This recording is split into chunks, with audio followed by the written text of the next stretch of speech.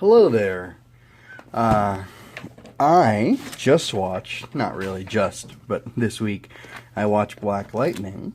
It's a new show on the CW, and anyway, I don't want to talk about the CW. It used to be, I can't remember what it used to be called, but anyway, just watched the CW show Black Lightning. I liked it a lot. It's a very adult, very political superhero show about a black man, Jefferson Pierce, who is a superhero, was a superhero for some years, and then stopped because he had a wife and kids, and his wife, anyway, I don't want to go into it too much, but he stopped and he became a teacher, I would assume first, and then a principal of a school, and he was a very successful principal, and he kind of gets pulled back into the action because of something that happens with his daughters, and it's pretty cool. He's got two daughters. One's 18, one's 20-something, and like teaching at the school. One's a student at the school that he's a principal of, Garfield High, and it's just really interesting. The show kind of seems to want to explore like different attitudes or ideas about like being black and in America and living with the type of police that we have, and that's pretty interesting. He's got an interesting, so like I said, he gets pulled back into the action. He has an interesting suit. This is Zap, not Black Lightning at all. But it's funny because you see like her lapels here, her electric lapels. Well, his logo, or his new suit, actually I think it's similar to his old suit, is very similar in that it's this really broad lightning bolt, twin lightning bolts on both sides of him. And I had familiarity with Static Shock, but not with Black Lightning, because Static Shock was a kids' cartoon on what the CW used to be, which is, oh golly, I cannot remember. Anyway, I think he's got like this really big, like, weird belt buckle type thing. This is like Black Lightning's logo. Anyway, Static Shock was a kid's thing, and I guess Static was his... That's funny when that happens. Static was a separate superhero from a different company, but eventually he got brought into DC Comics. That's at least what I read on the wiki, and I'd heard back in the day that they were two different guys, and... Anyway, just you absorb a lot of things, or you can absorb a lot of things through like online culture and whatever. Especially when it comes to nerdy stuff like comic books and TV shows. Where's my... Well, this is going to be okay. This is just for fun anyway.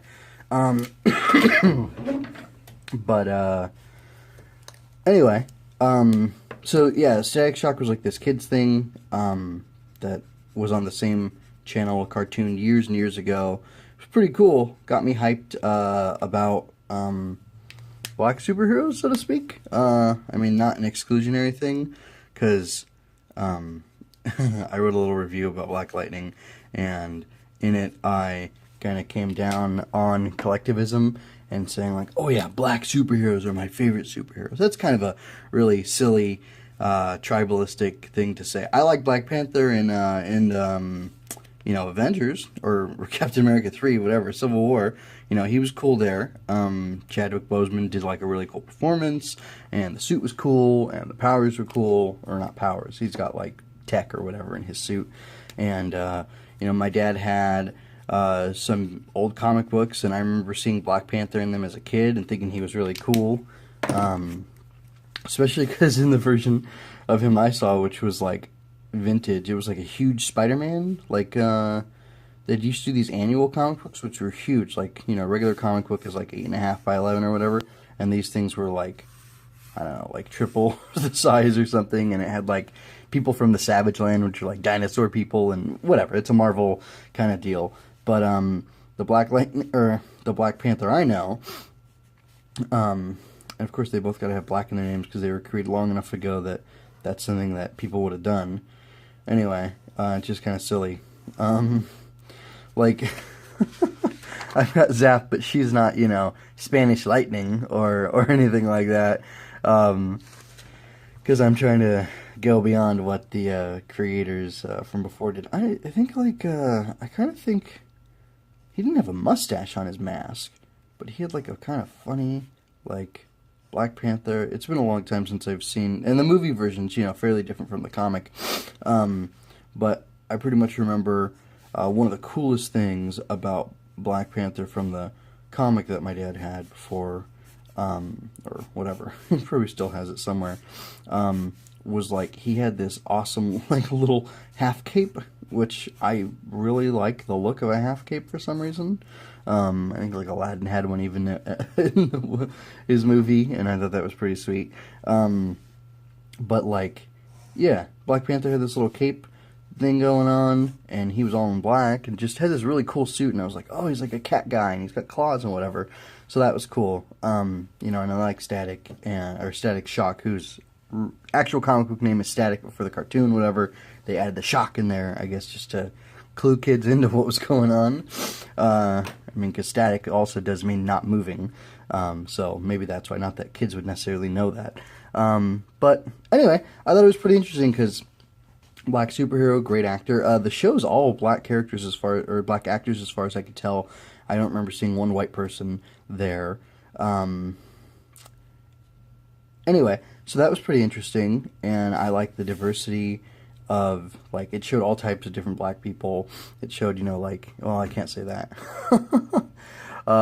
It showed, like, house slave type black people, like Jefferson Pierce, the principal superhero guy. Like, he's very clean-cut and well-spoken, and his daughter's, one of them is a teacher, and she's, like, a political activist, and his other daughter is a star athlete, and he was an Olympic athlete, actually, in addition to being a superhero.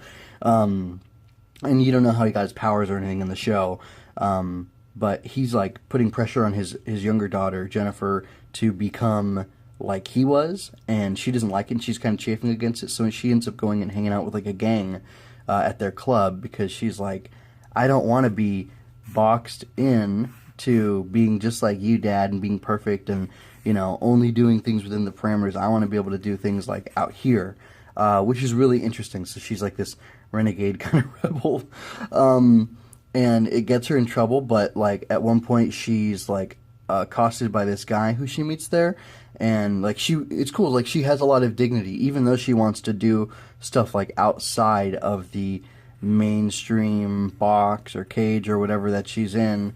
Like, one of the benefits of Jefferson being the kind of father he has been, which, maybe I disagree with his parenting style a little bit, and he said something really interesting with his students that kind of, like, it didn't worry me, but it was just interesting, because his school, like, went from being really low performing to having, like, 90% success rates for everybody. No more kids dropping out, lots of people performing really well academically, and things like that. And he does, like, this call and response thing with a bunch of his students. He's like,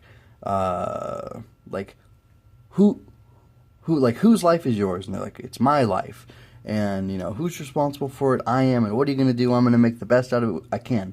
And that's all great. But, like, the atmosphere and the culture that goes into pushing kids who are all milled into a school to fit into a single solitary box, a single form. When you press things in, it's like, the old square peg in the round hole thing. Like, it doesn't always work. And I think, I think there's lots of problems with the modern school system. I think there needs to be more choice. I like the idea of charter schools and things like that. But some of the charter schools I've heard of are run kind of like a military. And I've heard interviews, like, on 60 Minutes about how they're done. And it strikes me as kind of weird. And the way Principal Pierce, the guy who becomes Black Lightning in the show, who picks up the mantle of Black Lightning again, works, he kind of has, like, this militant or militaristic attitude to the way the school runs, from what I have perceived, and it's just like, I'm not sure that's the best idea. And there's a former student of his, who ends up becoming a gang member, and like, causing some serious trouble for him. And I I think it's partially because of his attitude and like due to the way he addressed these children who he was teaching, and he wanted to just like do it all one way. And you know, he comes from a world where he used to beat people up to get them what he wanted to do, and then going into the school, it's like you can't do that. So I thought that was really interesting. But another thing that is interesting to me is some of the surface similarities to Zap, and I'll be brief and just kind of close up after this. So she's got kind of this techie thing. I can't remember what I call it, but it's like basically a unit for harnessing electrical energy and storing it in these crystals and stuff. And his powers, I believe, are innate. But he's got, you know, this thing going on in his suit with the big belt buckle. And I had never seen Black Lightning before, only Static Shock, and his suit was very different. He's got like a trench coat and stuff. Very cool. With goggles, interesting. And she's got the lapels with the lightning, and then like the big, you know, stones or jewels, whatever, crystals that are formed from her storing the electrical energy there. So kind of an aesthetic similarly like Etta Flash, and you know, he's black and she's Spanish with dark skin. There are dark-skinned Spaniards, right? Well, she's definitely of Spanish descent, and I don't care that her skin is a particular color because I don't think color matters as much as some people do. And I'm going to be putting my own agenda, my own spin into my art, of course, and into all the work that I do. So, you know, there, Ta-Nehisi Coates, take that. He's a writer. He writes a lot of stuff. He's a very, well... he's an interesting fellow. Anyway, but, you know, so there's like that when I saw this design for Black Lightning, I thought like, oh, it looks so much like Zap. And then it was funny, I was going to do a more techie redesign of her. My wife convinced me to hold off on doing it right away because I got lots more work to do on my superhero characters than redesigning them endlessly. I need to, you know, do more writing on them. And... anyway, I was going to design her with goggles, but he's got goggles too that he wears, so I think it's kind of a good thing I held off on that, because I think a softer... oh, I guess, you know what? You can kind of see here, I had like wanted to do like these jeweled eyes, and this is actually you know, a preliminary sketch, but I ended up going with the hat and veil, and I thought it was a little more cool, more unique. Anyway, these are my daughter's renderings or colorings of what she could look like. But in Black Lightning, his suit is like really dark, and then he's just got the glowy bits, like his belt and on his lapels, more or less. But there she is, and it's funny. You know, she's in kind of like an old-fashioned like woman's suit, and just another like surface type similarity. His suit is designed by, and he's given support by, a man who is a tailor in town in Freeland. And anyway, that just really tickled me that like a tailor makes his superhero suit. Kind of like, I don't know, reminds me of Alfred the Butler from Batman, but not 100% the same. I realized I need to make a quick addition. Remember how I was talking about not endlessly redesigning Zap? Well, I did redesign her. This is the update. I finished her early in October this year. Yeah, you can see I kind of did go with something like goggles and her mask. I changed it up. I kept the overall look. I don't know if it's a little more techy, but I definitely think it's a cooler suit and a cooler look. But anyway, that's pretty much it for now. Thank you for watching. You can like, share, subscribe to help support me. I don't plan on becoming or making money off of YouTube. I just want to do this to help me be creative. I was going to sketch Black Lightning, but I kind of ran out of time, and with the way I was talking, I need to work at talking and drawing at the same time.